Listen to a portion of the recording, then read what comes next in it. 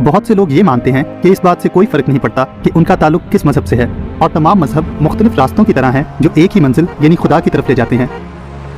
लेकिन क्या ये बात सही है? क्या खुदा हर तरह की इबादत कबूल करता है? पाक कलाम में खुदा की इबादत के सिलसिले में सिर्फ दो रास्तों का जिक्र है। एक रास्ता खुला है जिस पर बहुत लोग चलते हैं और दूसरा रास्ता तंग है जिस पर कम लोग चलते हैं। तंग रास्ता ऐसी इबादत की तरफ इशारा करता है जो खुदा को पसंद है और इस पर चलने से हमेशा की जिंदगी और खुदा की बरकतें मिलती हैं। लेकिन हम कैसे जान सकते हैं कि हम सही रास्ते पर चल रहे हैं? तसव्वुर करें कि आप रास्ता भूल गए हैं। आप किसी को रोक कर रास्ता पूछते हैं। एक शख्स कहता है कि सीधे हाथ जाएं, दूसरा कहता है कि उल्टे हाथ जाएं। लेकिन फिर एक शख्स आपको नक्शा दिखाकर बताता है कि अपनी मंजिल पर पहुंचने के लिए आपको बिल्कुल सीधे जाना है। आप किसकी बात मानेंगे?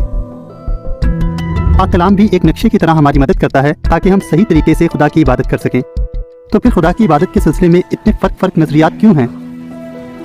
मिसाल के तौर पर बहुत से मजहबों में सिखाया जाता है कि मरने के बाद इंसान की रूह किसी और जहान में जिंदा रहती है, जबकि दूसरे मजहबों के लोग ये मानते हैं कि इंसान मरने के बाद किसी और सूरत या शक्ल में दूसरा जन्म लेता है।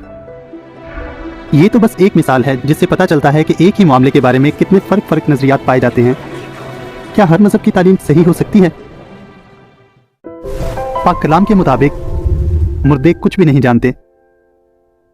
वक्त आने पर खुदा मुर्दों को जिंदा करेगा और सादिक यानी नेक लोग जमीन पर हमेशा तक जिंदा रहेंगे।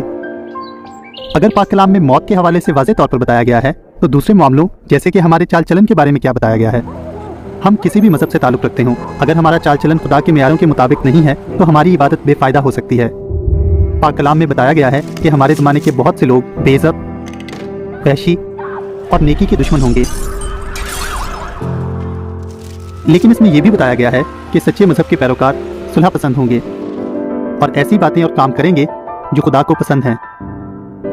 पाक कलाम में ये तालीम नहीं दी गई कि तमाम मज़ाहिब खुदा को पसंद हैं, बल्कि इसमें यह बताया गया है कि सिर्फ एक ईमान है, यानी एक ही सच्चा मजहब है।